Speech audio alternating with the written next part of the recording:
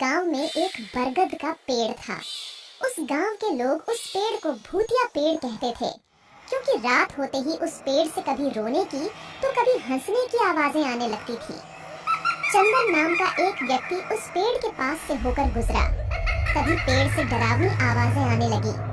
आवाज सुनकर वह पूरी तरह से डर गया और बीमार पड़ गया।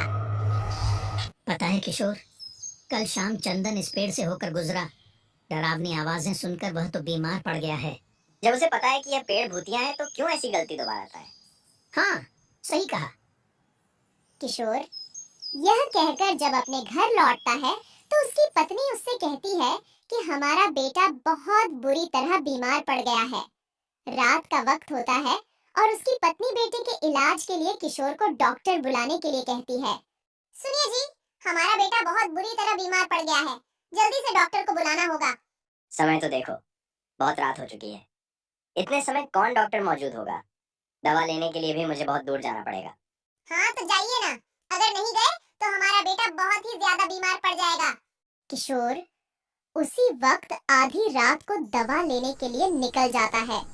वह जिस रास्ते से होकर जाता है उस रास्ते पर बहुत सारे पेड़ गिरे पड़े होते हैं, जिसकी वजह से वह रास्ता बंद रहता है।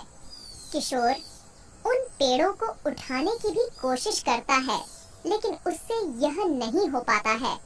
अरे ये रास्ता तो पूरी तरह बंद है। अब मेरे लिए केवल वही भूतिया रास्ता है। हे भगवान, मेरी रक्षा करना। किशोर अपने पांव उसी भूतिया रास्ते की ओर मोड़ लेता है और चलना शुरू कर देता है। जैसे ही वह भूतिया पेड़ के पास से होकर गुजरता है, वैसे ही पेड़ से रोने की आवाजें आने लगती हैं। किशोर पूरी तरह डर जाता है और भागते हुए वहां से निकलता है।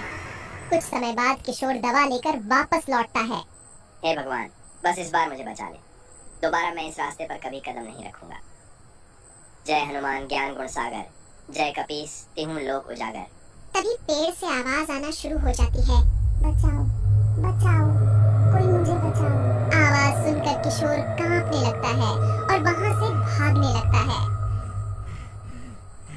घर आकर जब उसकी पत्नी उसे हाँफते हुए देखती है तो पूछती है, क्या हुआ जी, इस तरह हाँफ क्यों रहे हो?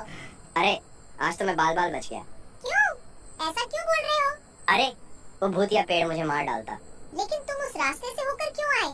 दूसरा भी तो रास्ता है। अरे उस रास्ते पर बहुत सारे पेड़ गिरे हुए थे, जिससे रास्ता पूरी तरह बंद था। इसलिए मुझे भूतिया पेड़ वाले रास्ते से होकर जाना पड़ा।